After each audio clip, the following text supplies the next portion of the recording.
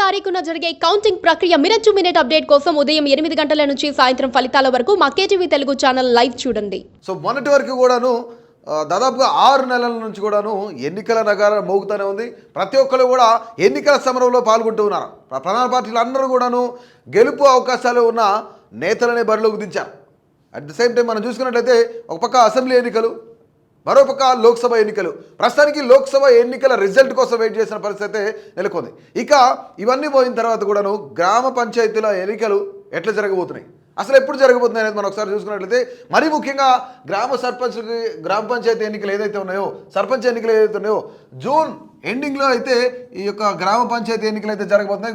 June ఎండింగ్లో మాత్రం ఈ డెఫినెట్లీ ఉంటాయని చెప్పేసి ఇప్పటికే కొత్తపేర ఎన్నికల సంఘం కూడా ప్రకటించిన పరిస్థితి నెలకొంది. సో మనం మరీ ముఖ్యంగా మనం చూసుకున్నట్లయితే ఇన్కేస్ ఇక్కడ మనం సర్పంచ్ ఎన్నికల్లో ప్రధానంగా ఒక 3 అంశాలు అయితే లేవనైతే ప్రయత్నం అయితే మీ ముందు ఉంచే ప్రయత్నం అయితే చేస్తున్నాను. ఈ 3 అంశాల మీద ఇప్పుడు సర్పంచ్ ఎన్నికలు జరగబోతున్నాయి. గ్రామ పంచాయతీలు దాదాపుగా మనకు చూసుకున్నట్లయితే 10,000 గ్రామ పంచాయతీలకు పైనే, 10,000 గ్రామాలకు పైనే, గ్రామ పంచాయతీల పైనే ఎన్నికలు అయితే జరగబోతున్నాయి. ప్రస్తుతానికి వీళ్ళందరికీ కూడాను 2024 జనవరికి వీళ్ళ యొక్క కాల పరిమితి అయితే అయిపోయిన పరిస్థితి అయితే నెలకొంది. ప్రస్తుతానికి ఎవరైతే స్పెషల్ ఆఫీసర్స్ ఉన్నారో, స్పెషల్ ఆఫీసర్స్ నిమిత్తమే వాళ్ళందరూ కూడాను ఆ యొక్క గ్రామ పంచాయతీల్లో యొక్క పరిపాలన సాగిస్తూ ఉన్నారనమాట.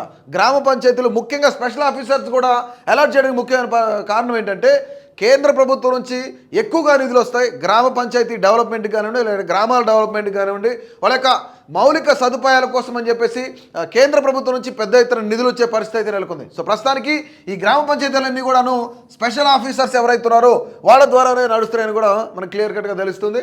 సో మనకి ముఖ్యంగా ఈ యొక్క గ్రామ పంచాయతీ ఎన్నికల్లో 3 అంశాలు, ప్రధాన అంశాలు మనం చూసుకున్నట్లయితే ఇక్కడ ఇప్పటికే రాష్ట్ర ప్రభుత్వం దాదాపుగా 70 సంవత్సరాల నుంచి జరగని కుల గణన ఏదైతే ఉందో ఆ కుల గణన జరిపించడానికి రాష్ట్ర ప్రభుత్వం సిద్ధంగా ఉంది. అంటే ఇక్కడ మనకి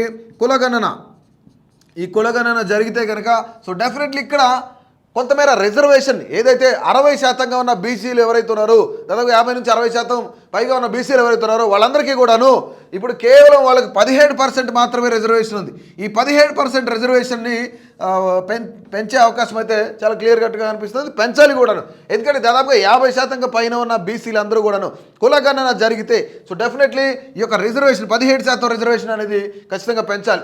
ఎందుకంటే గతంలో 26% ఉన్న 27% ఉన్న ఏదైతే బీసీ రిజర్వేషన్ ఉందో దాన్ని బీఆర్ఎస్ ప్రభుత్వంలో 17% తగ్గించడం కూడా జరిగింది.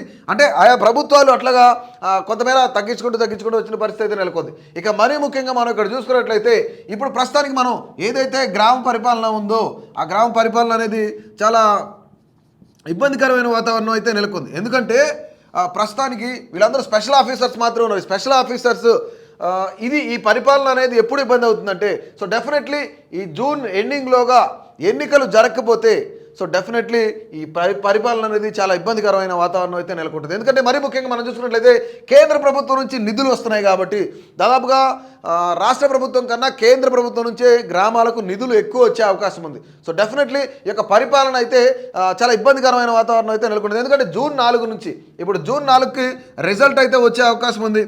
లోక్సభ ఎన్నికలకు సంబంధించి జూన్ 4కి రిజల్ట్ రావాలి. కానీ జూన్ 4 నుంచి కేవలం 10 నుంచి 15 రోజుల మధ్యలోనే 10 నుంచి 15 రోజుల మధ్యలో ఈ యొక్క కులగణన కానివ్వండి, లేదంటే యొక్క ఏదైతే రాష్ట్ర ప్రభుత్వం కొంతమేర నిధులు సమకూర్చడం కానివ్వండి, ఇవన్నీ అవుతాయి. అంటే ఈ 10 నుంచి 15 రోజుల కాలంలోనే ఈ కులగణన కానివ్వండి, లేదంటే 10 నుంచి 15 రోజుల ఈ కాల వ్యవధిలో నిధులు రాష్ట్ర ప్రభుత్వం నిధులు సమకూర్చడం కానీ ఇవన్నీ జరిగే పనేనా అనేది మనం చూసుకోవాలి. ఒకవేళ జరగకపోతే కనుక ఇక్కడ పరిపాలన అనేది చాలా ఇబ్బంది పడే అవకాశం కనిపిస్తూ ఉంది. ఎందుకంటే దాదాపుగా మనం చూసుకున్నట్లయితే ప్రజాపాలన ఏవైతే సభలు నిర్వహించారో దానికి సంబంధించి దాదాపుగా 2 కోట్ల అప్లికేషన్లు, అంటే ఈ 2 కోట్ల అప్లికేషన్లో కూడా గ్రామ స్థాయి నుంచే 75% నుంచి నియర్లీ 80% వరకు గ్రామ స్థాయి నుంచే ఈ యొక్క అప్లికేషన్లు అయితే వచ్చినట్టు మనకు చాలా క్లియర్ కట్గా మనకు అందుతున్న ప్రాథమిక సమాచారం. మనం చూసుకుంటే ఈ 2 కోట్ల అప్లికేషన్లో దాదాపుగా గ్రామాల నుంచి, అంటే టౌన్ నుంచి కానీ అర్బన్ ఏరియాస్ నుంచి కానీ చాలా తక్కువ వచ్చే అప్లికేషన్లు, దాదాపుగా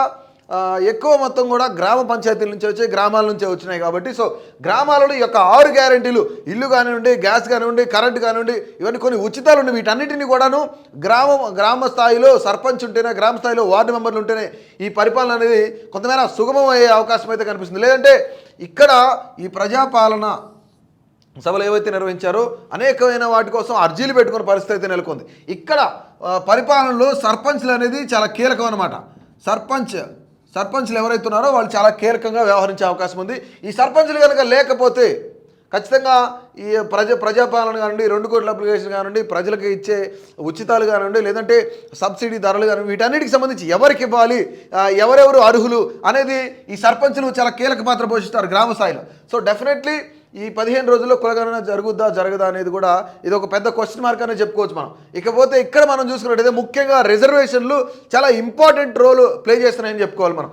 ఎందుకంటే మనం 2018 యాక్ట్ ప్రకారం పంచాయతీరాజ్ చట్టం ప్రకారం దాదాపుగా 10 సంవత్సరాలు ఒక ఎస్సీ రిజర్వ్డ్ ఏదైతే గ్రామ పంచాయతీ కానివ్వండి, ఏదైనా సీటీ కానివ్వండి, ఏదైనా నాయకుడు కానివ్వండి, లేదంటే ఒక వార్డు మెంబర్ కానివ్వండి, పంచాయతీ కానివ్వండి, ఆయా కులానికి సంబంధించిన వాళ్ళు 10 ఏళ్ల రిజర్వేషన్ అంటే 2018 పంచాయతీరాజ్ చట్టం ప్రకారం 10 ఏళ్ళు ఒక ఎవరైతే కాస్ట్ ఉన్నారో ఆ కాస్ట్కి సంబంధించి పలానా ఎస్సీ గ్రామానికి సంబంధించి ఇది రిజర్వ్డ్ కాబట్టి అక్కడే సర్పంచ్ ఎస్సీ కులానికి సంబంధించిన అతను ఉండాలి, ఇక్కడ ఎస్టీ ఉండాలి, ఇక్కడ బీసీ ఉండాలి, ఉండాలి అనే కొంతమేర ఇక్కడ రిజర్వేషన్ అయితే చాలా కీ రోల్ ప్లే చేస్తుంది. మరి ముఖ్యంగా 2018 యాక్ట్ ప్రకారం ఇది.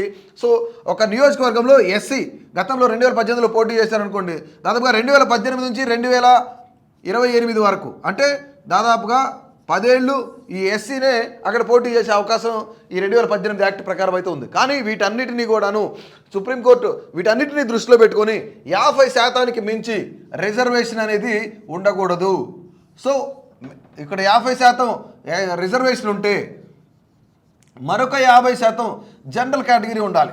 సో డెఫినెట్లీ ఈ 50%కి మించకూడదు.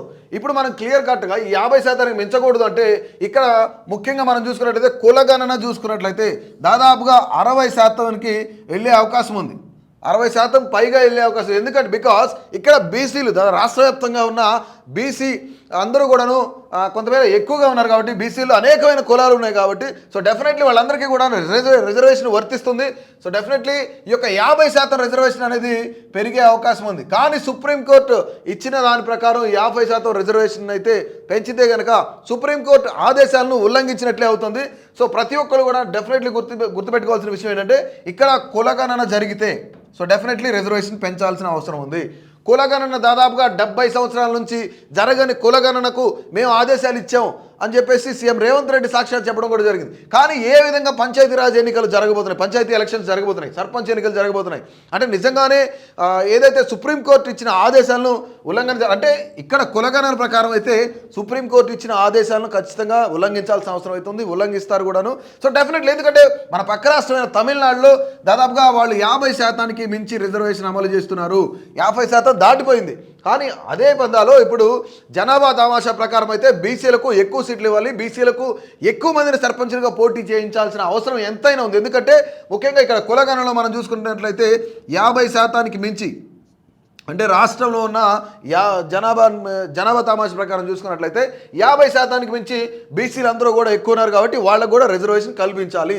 సో డెఫినెట్లీ ఏది ఏమైనా సరే సర్పంచ్ ఎన్నికలు కులగణన జరిపిన తర్వాతన లేదంటే జరగక ముందు ఈ యొక్క ఎన్నికలు జరుపుతారా లేదంటే జూన్ ఎండింగ్ కల్లా కూడా అనుకున్న విధంగా రాష్ట్ర ప్రభుత్వం రాజ్యాంగబద్ధంగా ఈ యొక్క నిధులైతే సేకరించి నిధులైతే సమకూర్చే అవకాశం అయితే కనిపిస్తూ ఉందా? సో ప్రతి ఒక్కరు కూడాను ఈ యొక్క సర్పంచ్ ఎన్నికలు ఏ విధంగా జరగబోతున్నాయి, కులగణనకు ముందు సర్పంచ్ ఎన్నికలు జరిగితే బాగుంటుందా, కులగణన జరిగిన తర్వాత సర్పంచ్ ఎన్నికలు జరిగితే బాగుంటుందా, నిజంగానే సుప్రీంకోర్టు ఆదేశాలు ఉల్లంఘిస్తే పరిస్థితి ఏంటి, 50% రిజర్వేషన్ కన్నా ఎక్కువ ఇవ్వాల్సిన అవసరం అయితే ఎంతైనా ఉంది. ఎందుకంటే బీసీ సోదరులు ఎక్కువగా ఉన్నారు కాబట్టి సో డెఫినెట్లీ వాళ్ళకి గతంలో ఉన్న 26% రిజర్వేషన్ అయితే ఏదైతే ఉందో దాన్ని పెంచాలి డెఫినెట్లీ, ఎందుకంటే జనాభా ఎక్కువ ఉన్నారు కాబట్టి. సో డెఫినెట్లీ మీ యొక్క అభిప్రాయాన్ని తప్పకుండా తెలియజేయండి. ఏ విధంగా సర్పంచ్ ఎన్నికలు జరగబోతున్నాయి, నిజంగానే కులగణన చాలా కీ రోల్ ప్లే చేయబోతుందా, నిజంగానే ఇక్కడ సర్పంచ్లు లేని గ్రామాలు ఏ విధంగా ఉండబోతున్నాయి, కేంద్ర ప్రభుత్వం నుంచి వచ్చే నిధులు ఖచ్చితంగా